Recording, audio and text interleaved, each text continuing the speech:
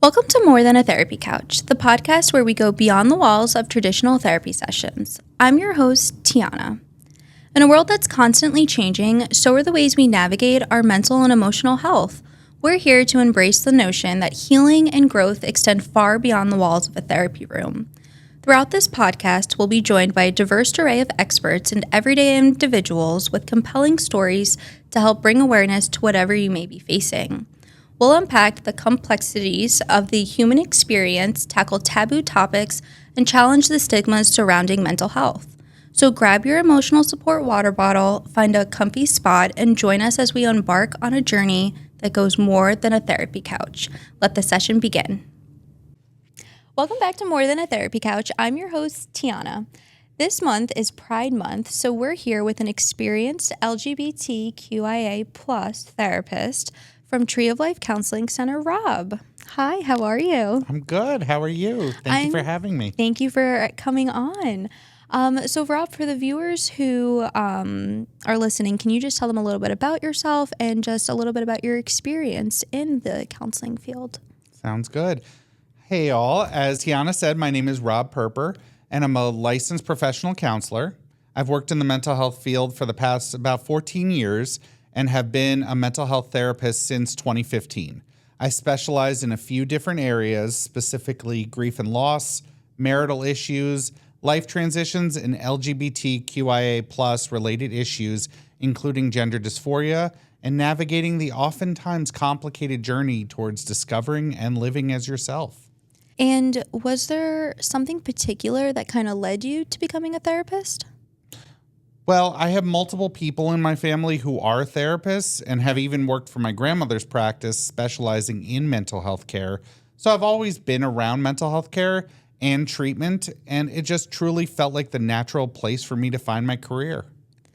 I think that's amazing. And so you've been doing this for quite a bit of time. Yes.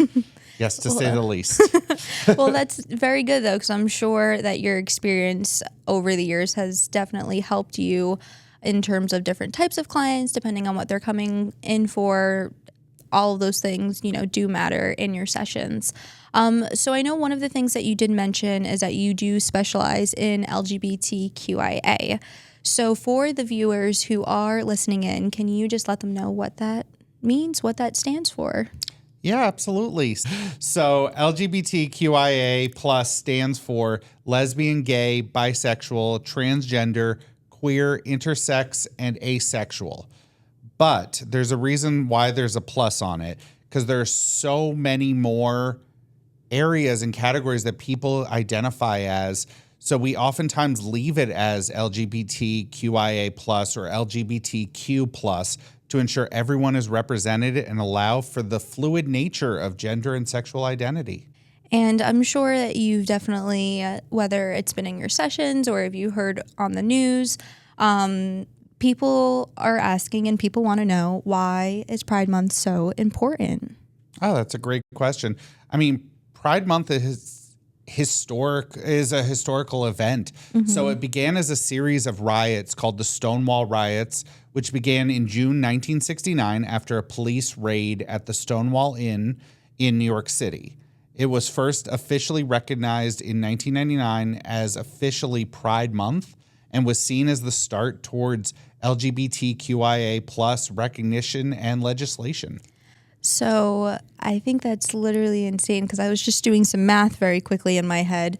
So us in America have officially recognized Pride Month since 1999. Mm-hmm. We are in 2024, yes. Meaning this year will be 25 years that Pride Month has been a thing in America. Yes, which is officially recognized. It still existed. Yes. Unofficially in more, LGBTQIA+ serving areas, but officially on the books, that is the start. That's insane. Mm-hmm. So technically on the books, it's only been 25 years. Yes. For context, I'm 24. So that's insane. We will be right back right after this sponsored break. This episode is brought to you by Confections of a Rockstar Bake Shop and Catering. Are you looking for a sweet treat or custom cake and desserts for your next event? Stop into their Asbury Park location where everything is made from scratch using high-quality ingredients. Custom orders can be placed online at www.confectionsofarockstar.com or by calling 732-455-3510 today. And we're back. So in the LGBTQIA, one of the things that you did mention that one of the letters stand for is Q for questioning or Q for queer, however you kind of interpret it. But for the people who are questioning or who may be unsure, what is some type of advice that you would give them? I feel like a common question that a lot of people ask is, how do you know if you're part of the community? Well, everyone's process is different, and understanding that questioning is part of life and figuring out who you are is just a part of growing as a person. If you're struggling with your identity in whatever way that displays itself, don't hesitate to reach out for counseling, as that can be an ideal place to start processing and working through these thoughts in a safe and non-judgmental environment. But understand, as I said, it is a lifelong process, questioning. That's why Q is part of the community, because we are all questioning as we are. Absolutely. And, I feel like in this whole journey with someone kind of going through self-discovery, the first step they may have is, questioning. The second step after that they may get to is, okay, maybe they've come to terms like, I'm gay, I'm queer, lesbian, whatever the case may be, and now they want to, quote, come out. Part of the reason why I put in quotes come out is because I feel like a more common conversation that I've heard a lot lately is, why is it that people in the LGBTQ community feel like they need to come out? Straight people don't need to come out and say, oh, hey, I want to date a guy, or hey, I want to date a girl. So what does, coming out mean? Where does that kind of come from? And if you're willing to share, what was kind of your journey like? Yeah, not a problem. So coming out, first of all, it's a process, and keyword here is process, where the individual starts to identify and accept their sexual orientation and or gender identity. The key word, as I said, is process, as it's not a single event, but it's a series of events involving identifying it for yourself and then starting to relay that information to others as you feel ready and or safe to do so. Absolutely. I think safe is a huge aspect. If you 100%. Do not have a support system, depending on your age, it can be scary for some people. Absolutely. My coming out story, it occurred a little later, as I was just about to turn 21 years old and was in a relationship with a girl for the past 2 years. My process involved the inner turmoil where I realized that this was not what I wanted, and starting to acknowledge that this was not right and that I wasn't being true to myself or my sexuality. It was very hard to tell her, but I'm glad that I was honest with her and myself, as we're now best friends to the point that we officiated each other's weddings and we're always a part of each other's lives. That is so sweet. I didn't know that about you, but I think it's interesting hearing people's stories and hearing people's journey. There's definitely an age gap between me and you, but I think seeing and hearing different people's different stories. So for you, that's kind of how your journey was like. And for me, my journey was, I literally was playing soccer and a girl on my team was like, hey, someone else on your team thinks that you're cute. And I'm like, really? Okay. Well, I was just very open-minded, and I was like, okay, well, let's see who this person is. Let's try to get to know them. And that's kind of how my journey was. It's very different for everyone. And for me, I was very young. I was still in high school at that time. So it was hard because, like you said, it's a whole process. I didn't know exactly. Like, I also, when I found out this information, I wasn't like, oh, okay, I like girls all of a sudden. Like, that's it. That's the answer. That's the solution. So I think being patient with yourself, if you are going through this process, as I mentioned, you said you were in your 20s. I was a little bit younger, but there's been multiple stories that I've heard of women being married to a guy. And then in their 30s, they get a divorce and they're like, I'm going to start dating women. And kudos to you for doing that. If that's what your journey looks like, then that's all it matters. Everybody's is unique. And sexuality in itself can be fluid. So over time, it can change and you can become more comfortable with who you are. Absolutely.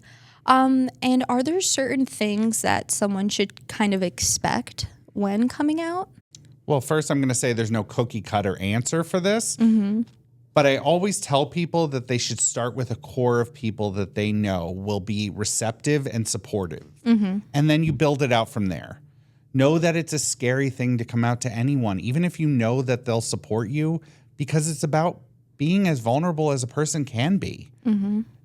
This is why I say start with the people who will surround you with unconditional love, so that if someone doesn't respond in a safe or affirming way, you know you have that love to hold on to. I think that is a huge aspect of it. If you do not feel like you have a support system, it can be very, very scary. But finding, who those people are, sometimes it may not always be your home environment.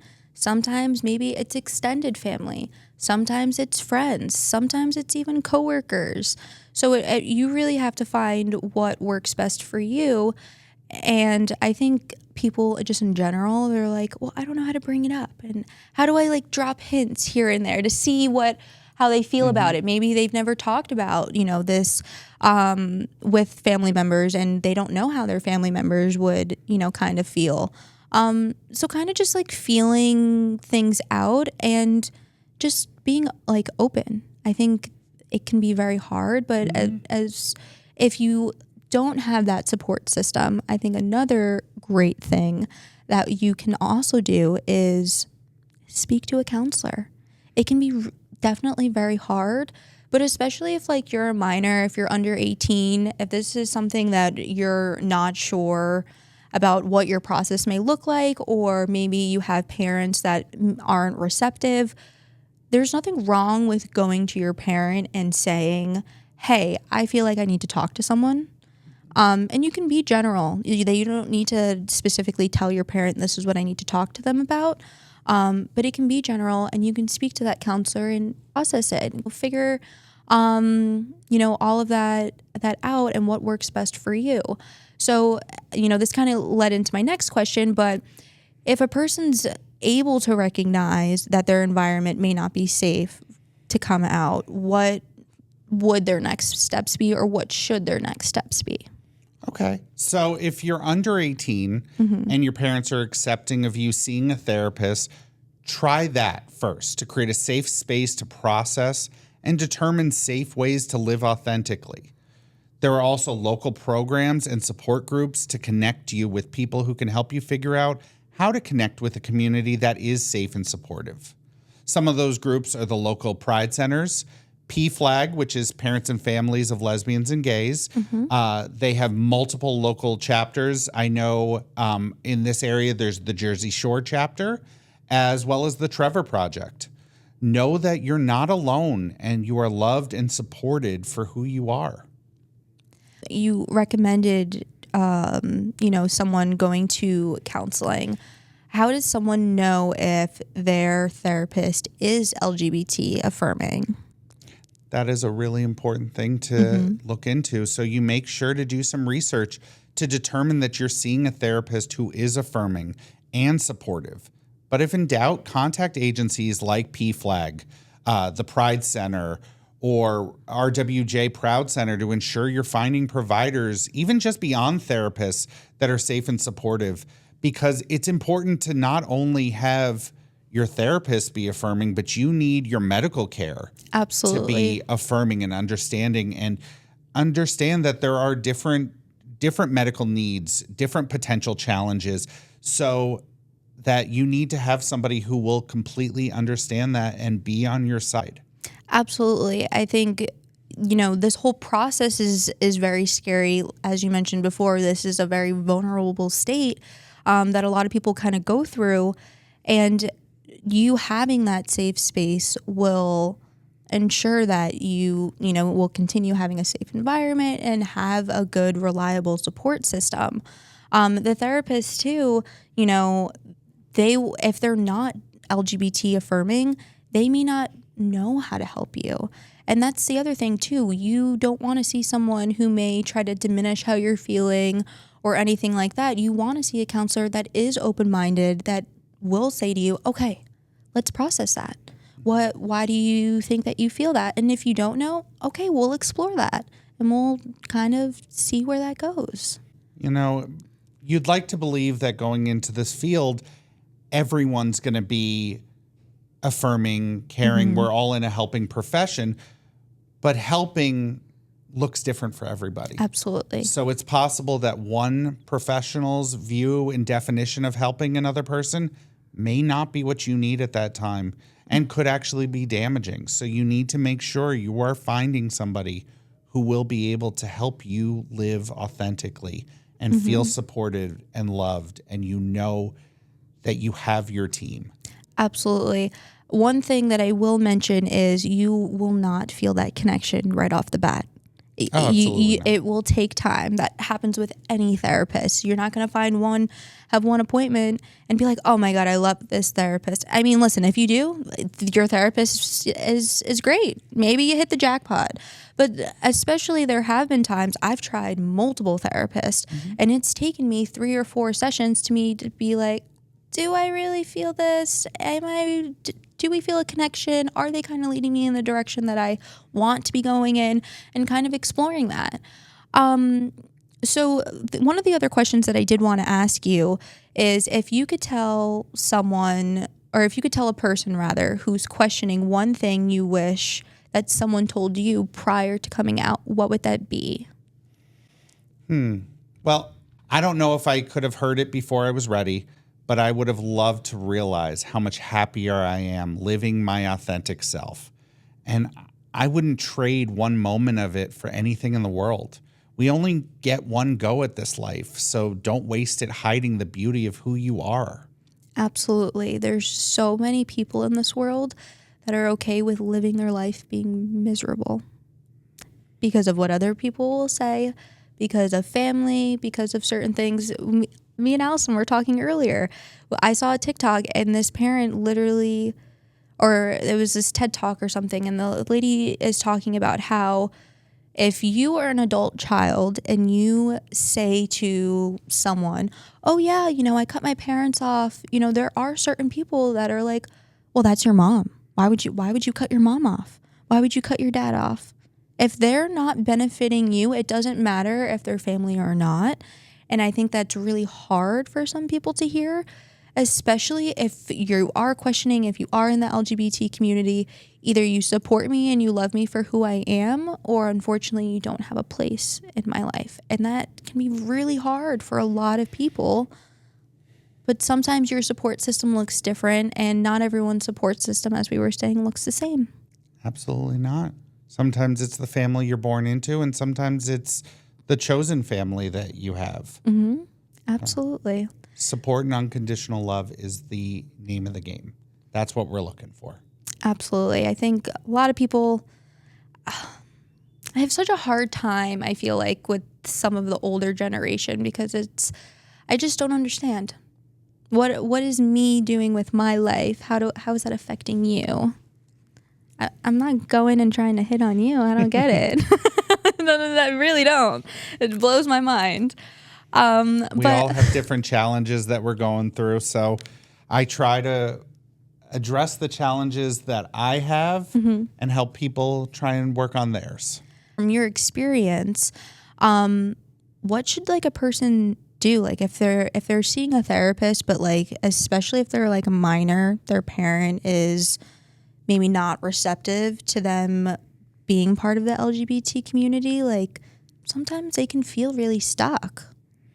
Well, that's why it's important to work with a therapist who is affirming, who does have a connection in the community in some capacity, at least in the ability to refer, because there are organizations, there are local pride centers, there is PFLAG, there are supports out there that can help you and help you figure out how to safely be you.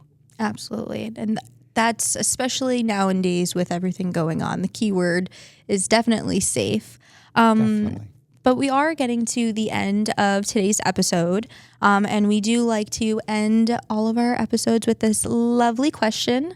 So if you were stuck on an island and you could bring one book with you, what would you bring and why? You know what? I was trying to come up with a book that I would read, but the purpose of this, everything we're talking about, is to live authentically. And I just don't read that many books. So I'd probably bring, one of my hobbies to keep me busy and happy. So, I mean, if there's electricity, I don't know. I'd probably have some retro video games or something like that until someone comes and saves me. But no electricity, maybe Legos or, build cool stuff. Absolutely. I love Legos. I will say there are very few books that I have read. So I don't know if I would bring a book with me either. I think I would probably end up bringing a book and making a fire out of the book. I don't think I would read it. We're all different. We all have different goals and needs in this life. So if for me right now it isn't a book, that's okay. Yes, absolutely. Well, thank you so much for coming on. We absolutely loved having you. And we hope everyone has a great Pride Month. Bye.